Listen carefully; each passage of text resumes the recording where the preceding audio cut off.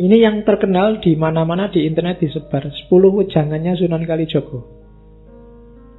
Jadi selain yang tak sebut tadi, di banyak babat dan serat Sunan Kalijogo ini disebut. Ada babat Tanah Jawa disebut, di babat Demak disebut, di beberapa serat-serat babat juga beliau disebut.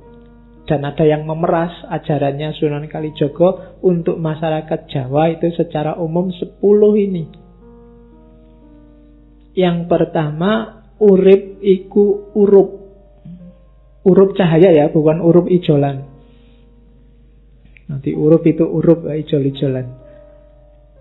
Kenapa urup itu urup? Berarti hidup itu kita harus bercahaya dan bisa mencahayai yang lain. Urup itu kan menerangi sekitarnya, nyala. Cuma untuk bisa menerangi sekitar, kita duluan harus bisa bercahaya. Kalau enggak ya enggak mungkin. Berarti apa? Nyalakan diri sendiri kita dulu, baru kita jadi urup yang bisa mencahayai yang lain. Itu urup itu urup. Yang kedua, ini yang terkenal, memayu hayuning bawono ambrasto dur angkoro. Bahasa agamanya amar ma'ruf nahi mungkar. Terus yang ketiga, Suradira jaya ningrat lebur dening pangastuti. Percayalah yang jahat, yang jelek, yang rusak pasti akan kalah oleh kebaikan. Percayalah ini dan jangan setengah-setengah. Biar kalau melakukan kebaikan kalian mantep. Biar gak kayak tadi yakinnya cuma 50%, 10%. Kamu gak percaya sama Allah. Jadi Suradira jaya ningrat lebur dening pangastuti. Di level apapun, siapapun yang melakukan kejelekan pasti akan hancur. Entah sekarang, entah besok, entah kehancuran dalam bentuk apa. Percayalah itu. Itu yang ketiga. Yang keempat, ngeluruk tanpa bolo, menang tanpa ngasorake, sekti tanpa aji, sugih tanpa bondo.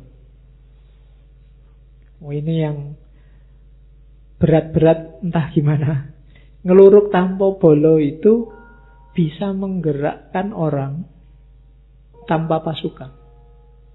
Bisa bikin banyak orang tergerak tanpa harus punya jamaah yang banyak. Ngeluruk tanpa bolo.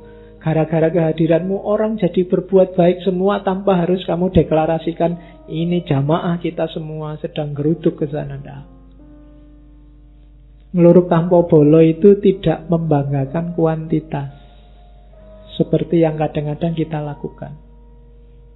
Jadi ngeluruk tanpa bolo itu bikin orang jatuh hati tanpa harus ditekan oleh banyaknya jumlah. Dan menang tanpa ngasorake. Kita menang tapi tidak bikin orang jadi rendah. Tidak bikin orang kelihatan kalah. Tidak bikin orang kelihatan jadi jatuh. Itu menang tanpa ngasorake. Hakikatnya kita menang, tapi yang lawan kita itu tidak jadi jatuh, tidak jadi jelek, tidak jadi runtuh. Hakikatnya menang. Sakti tanpa aji.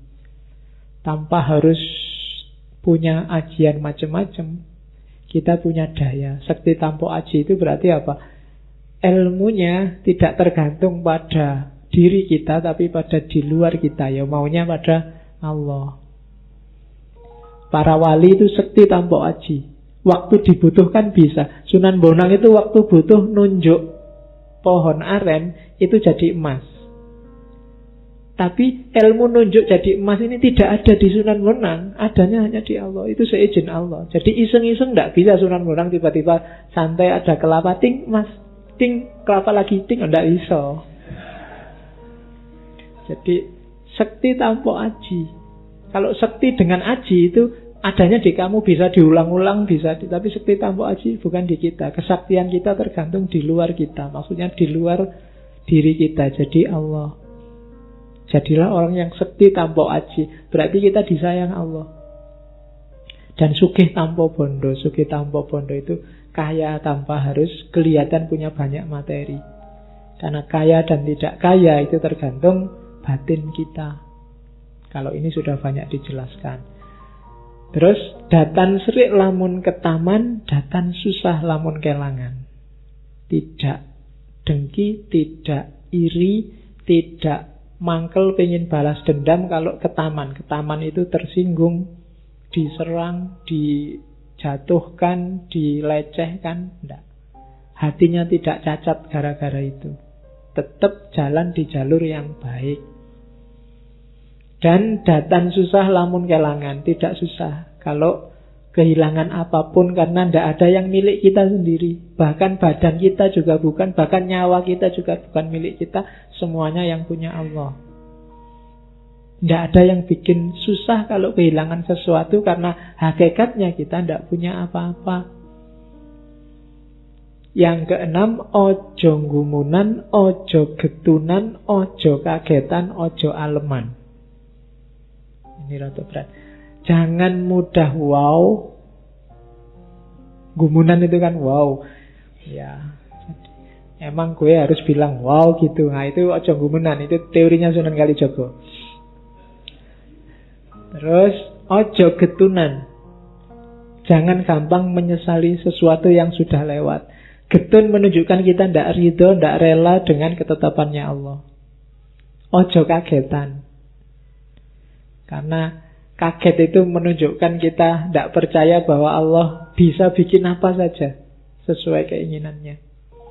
Ada apapun jangan kaget, biasa. Ada orang bisa ini, bisa itu, ada peristiwa ini, peristiwa itu, ya biasa. Kalau Allah menghendaki, apa sih yang tidak bisa? Itu namanya tidak gampang kaget, tidak gampang wow. Terus ojo aleman. Aleman itu manja. Ya jangan manja. Manja itu sumbernya orang terus jadi malas dan bergantung pada yang lain. Terus ojo ketungkul marang kalungguhan, kadunyan lan kamarman. Jangan sampai kamu ditaklukkan oleh derajat, posisi, dunia, kekayaan, dan kesenangan. Jadi hampir semua sufi bilang kayak gini ya. Jangan sampai dunia menaklukkan kita. Apakah itu kalungguhan, kadonyan, atau kamarman. Nyari seneng saja, nyari kaya saja, atau nyari posisi derajat saja. Yang ke-8, ojo keminter, mundak keblinger, ojo cidro, mundak ciloko. Keminter itu jane ndak pinter, pura-pura pinter untuk minteri orang lain. Dan ojo cidro, mundak ciloko. Cidro itu menyalahi janji, ndak bisa dipercaya. Cacat secara sosial. Kalau kita cacat secara sosial, kita akan celaka. Ojo milik barang kang melok, ojo mangro, mundak kendo. Jangan terikat milik barang kang melok itu, jangan terpaku, jangan terpesona, jangan apalagi jatuh cinta, kandil pada harta milik kita, kepunyaan kita. Itu hakikatnya bukan milik kita. Dan ojo mangru, jangan bimbang.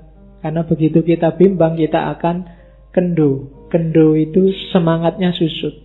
Yakinlah kebenaran yang engkau lakukan pasti akan sukses. Ojo mangru, mundak kendo. Dan yang terakhir, ojo adigang, adigung, adiguno. Jangan angkara murka, jangan jalankan semua kejahatan, kejelekan yang engkau sudah tahu apa itu isinya. 10 ya. Ya ini bisa untuk anulah. Hari ini kalimat ini saya masukkan, menurut saya bagus untuk hari ini. Ojo mung seneng yen lagi darbe panguwasa, serik yen lagi ora darbe panguwasa. Jalaran kuwi bakal ana bebendune dhewe-dhewe. Ojo mung kepingin menang dhewe kang bisa marakake crahing negara lan bangsa. Kudu seneng rerembukan, njaga ketentreman lahir batin. Jangan hanya senang kalau sedang punya kekuasaan, terus sakit hati kalau sedang tidak punya kekuasaan. Karena hal itu akan ada akibatnya sendiri-sendiri. Segala hal ada akibatnya, ada balasannya. Jangan hanya ingin menang sendiri yang dapat menyebabkan perpecahan negara dan bangsa, melainkan senanglah bermusyawarah demi menjaga ketentraman lahir dan batin. Uraikan sendiri ini panjang, kalian pasti bisa mencocokkan ini dengan banyak situasi hari ini. Banyak orang yang sekarang bertindak dasarnya karena dia senang punya kekuasaan atau tidak senang karena tidak kebagian kekuasaan. Banyak orang yang hari ini pingin dia selalu menang, dan itu bahaya. Karena ingin selalu menang itu sumbernya perpecahan pada akhirnya. Karena harus ada yang ditaklukkan pasti marah dan ingin balas menaklukkan. Yang terjadi pasti pecah. Oke, ini yang di masjidnya UIN. Ya. Pondanding bukan masjid ya, laboratorium agama. Jadi itu diambil dari selat Lokojoyo. Anglaras ilining banyu, ngeli ananging ora keli. Hidup ini harus update. Anglaras ilining banyu itu ngerti situasi hari ini dan ikut logika zamannya. Cuma ora keli, tidak tenggelam. Ngeli itu kan ikut mengalir, ning ora keli tapi tidak tenggelam, tidak hanyut. Jadi ikutlah aliran zamanmu, ikutlah logika hidup hari ini. Kalau hari ini ada WA, ya pakailah WA. Kalau hari ini ada Facebook, ada internet, pakai semua, tidak masalah. Tapi jangan sampai kamu tenggelam.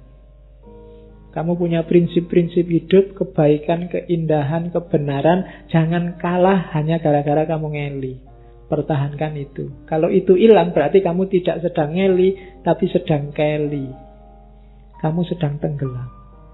Jangan tenggelam, tapi juga jangan kuper. Tidak mengikuti zaman. Jadi ikutlah zaman tapi tetap ora keli. Kalau zaman ngejak yang jelek ya ditolak, ngejak yang tidak indah ya ditolak, ngejak yang tidak benar ya ditolak. Meskipun perangkat zaman tetap kita pakai. Anglaras ilining banyu. Oke, alhamdulillah pengantar untuk Sunan Kalijogo sudah ya. Ya kapan-kapan kita lebih dalam. Sebenarnya masih banyak kearifan Sunan Kalijogo. Alhamdulillah sudah. Minggu depan kita jalan-jalan ke Kalimantan, ketemu Syekh Muhammad Arsyad Al-Banjari. Kita lihat beliau tokoh sufi dari Torekot Samaniyah tapi sekaligus ahli fikih. Ada apa yang diajarkan beliau, kita ketemu minggu depan. Saya akhiri sekian, kurang lebihnya mohon maaf. Wallahul muwaffiq, wallahu a'lam bissawab. Wassalamualaikum warahmatullahi wabarakatuh.